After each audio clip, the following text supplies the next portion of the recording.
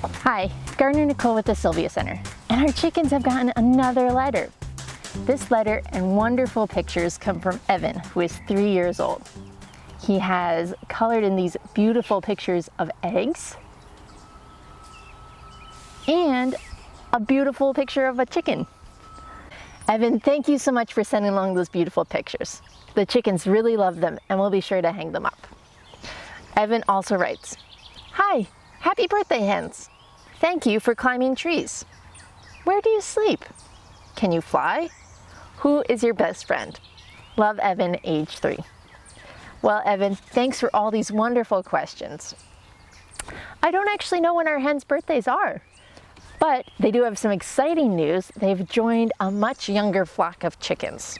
So we have our chickens that are about 2 years old, and they've been laying eggs for about 1.5 years. And then we have these younger chickens. They're called pullets. So these are female chickens that are under 1 year old. So a hen we can kind of think of as an adult, and pullets and chicks we can think of kind of as kids.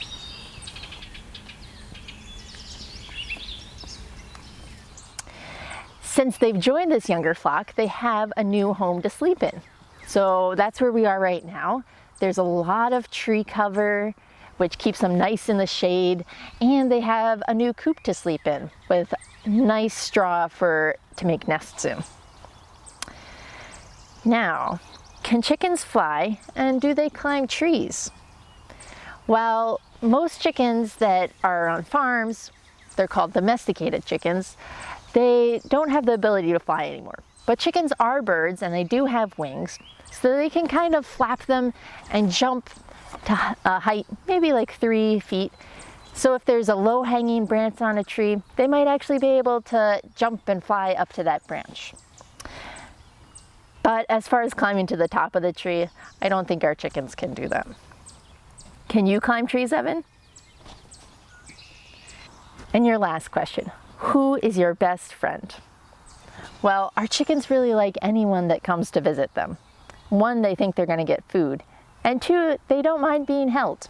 So I think anyone that comes to visit our chickens are their best friends. Thank you, Evan, so much for sending this along. I also thought we could read another book this week called Pancakes by Carle. Pancakes by Carle. "Kick-kick-cree!" crowed the rooster. Jack woke up, looked out the window, and thought, "I'd like to have a big pancake for breakfast." Jack's mother was already up and busy. "Mother," said Jack, "I'd like to have a big pancake for breakfast." "I am busy and you will have to help me," she said. "How can I help?" asked Jack. "We'll need some flour," she said. "Take a sickle and cut as much wheat as the donkey can carry. Then take it to the mill. The miller will grind it into flour." When Jack had cut enough wheat, he put it on the donkey's back and took it to the miller.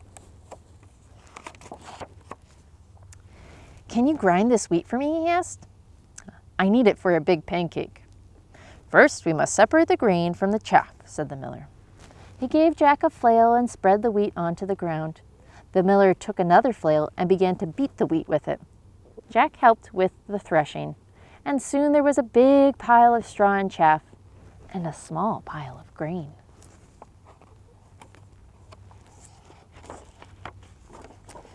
The miller poured the grain on a large flat stone. On top of it was a round millstone connected to the water wheel on the outside. The water wheel turned round and round, turning the millstone round and round too, to grind the grain into flour.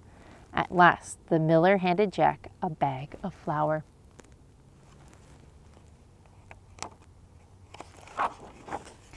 "Here's the flour," shouted Jack. "Let's make a pancake." But his mother said, "Now we need an egg." Jack went to the black hen and fed her some grain that he had slipped into his pocket while he had been threshing. "Cluck, cluck," said the black hen, and went inside the hen house.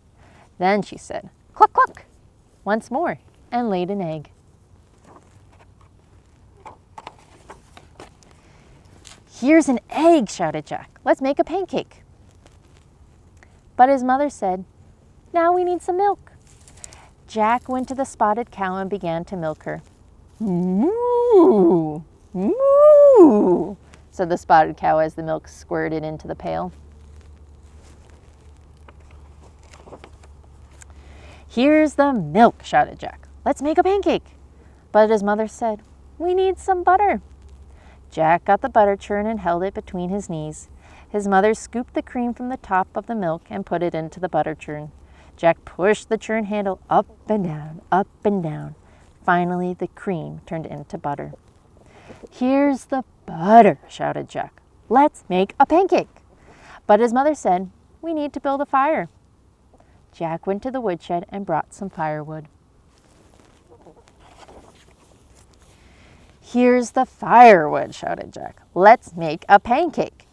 But his mother said, wouldn't you like to have something sweet on top of your pancake? So Jack went down to the cool cellar and pulled a jar of strawberry jam from one of the shelves. Here's the strawberry jam, he shouted. Let's make a pancake. In the kitchen, Jack's mother had filled the table with the flour, the egg, the milk, the butter. There was also a mixing bowl, a cup, a wooden spoon, ladle, a frying pan, a plate, a knife, fork, and spoon, and a jar of strawberry jam. And his mother said, put a cupful of flour into the bowl. Break an egg into the flour and stir. Pour a cup full of milk over the flour and eggs and stir again until the batter is smooth and without lumps. Jack's mother heated the frying pan over the fire and added a piece of butter. The butter melted fast. Then she said to Jack, now pour a ladleful of batter into the hot pan. After a minute or two, she looked at the underside of the pancake. It was golden brown. Now watch, she said. I'll turn the pancake over. Ready? Ready, shouted Jack. Flip, said his mother. Up and over went the pancake, high into the air, and landed right in the pan. In another minute or two, the pancake was crisp on the underside as well.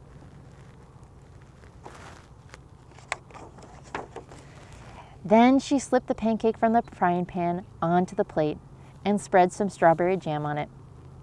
And now, Jack, his mother started to say, but Jack said,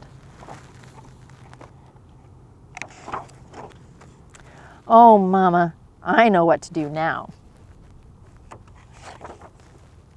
The end.